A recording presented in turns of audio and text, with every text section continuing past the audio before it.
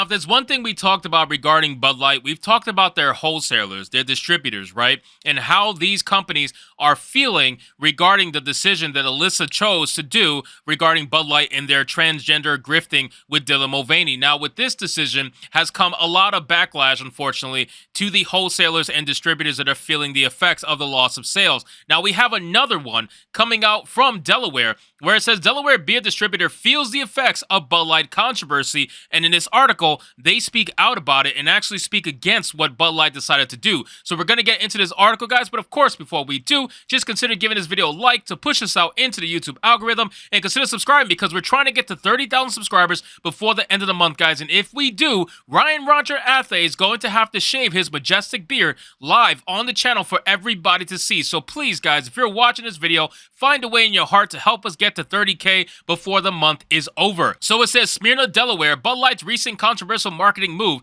has angered some customers, putting local distributors in a tough spot as they navigate the repercussions. Now, we did speak about another wholesaler slash distributor that was in Alabama that actually made a radio ad talking against what they decided to do with Dylan Mulvaney, and that's because at the end of the day, these distributors, these wholesalers, they're not actual corporate Bud Light or Anheuser-Busch, right? They're not corporate. They're just the ones that actually divvy out the product and sell it. So unfortunately, they didn't really have a say in what the company decided to do, right? And at the end of the day, they're going to be drugged down with the corporate decision, right? So if corporate decides to pander to trans people, they're going to have to go down with the ship because they are tied, at least visually, to the Bud Light Corporation or Anheuser-Busch as a whole. So it seems now the only way they can get away from it is by making independent statements to their own people within the local area because that's who they sell to. So you have one in Delaware that's trying to make a statement to people in Delaware, and you had another one in Alabama trying to make a statement to people in Alabama. I can't blame them. I can't blame them at all. That's the only way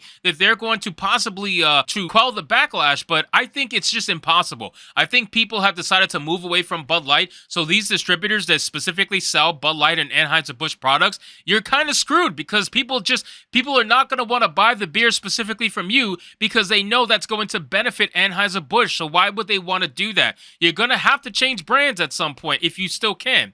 It says transgender grifter social media influencer Dylan Mulvaney made waves on April 1st when he posted a Bud Light sponsored video celebrating a personal milestone, aka bullshit. This month, I celebrated my 365 days of grifting, and Bud Light sent me possibly the best grifting gift ever, a can with my bullshit woman face on it, he shared in a promotional video. The collaboration did not sit well with some Bud Light drinkers, though. Some? You want to call it some? How about almost 30%?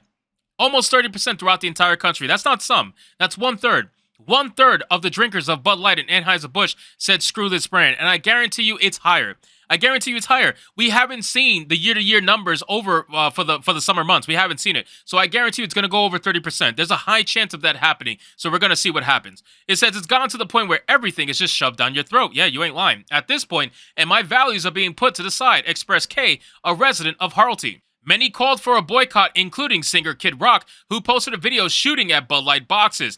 NKS Distributors is one of Delaware's major beer suppliers located in Smyrna. Company Paul Rigario said Bud Light sales have plummeted 17% as a result of the controversy. A choice not to drink Bud Light over a marketing blunder, which was not in our control, has the biggest negative impact on folks right here in this building and our drivers who go out on the street every day, he said. Now, if you guys notice, these wholesalers, as I said earlier in the video, are trying to garner some sort of sympathy votes, right? Or sympathy from their local buyers, right? And that's the only thing they could really do. That's the only decision they have to make. They really can't make any other decision regarding what to do because at the end of the day, corporate Bud Light has a bigger message, right? They're spreading it all throughout the country, whereas these distributors and wholesalers that are specifically in certain states, they have to reach out to their local customers in the hopes that they say, hey, maybe they'll buy from us again. But honestly, I don't think it's going to happen. I just don't. You guys can leave a comment and let me know what you think, but I think it's definitely not going to do anything. It says, amidst the turmoil, some argue that people should embrace the growing movement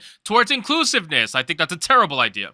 Valerie Shako of Dover said, if you are really going to be bothered by it, you're going to be bothered by a lot more stuff because everywhere, pretty much everywhere, is becoming LGBTQ friendly and trying to get LGBTQ people in their company. That's because they're being paid to do it. That's because they're being paid to do it. It's not because they want to do it out of the kindness of their heart. It's not because they're such amazing progressives that they want to include LGBTQ people everywhere, trans people everywhere. That's not what it is. They're getting paid to do this. These corporations care about their ESG and CEI compliance. That's all they care about, because the higher those scores are, the more money they can garner from loans and corporations and companies like BlackRock. They are able to get the money from them if they do what they're told. It's essentially economical blackmail. It says Rogerio said he wishes Bud Light would steer clear of polarizing topics. I think every corporation should steer clear of that. They should just make a product and sell it.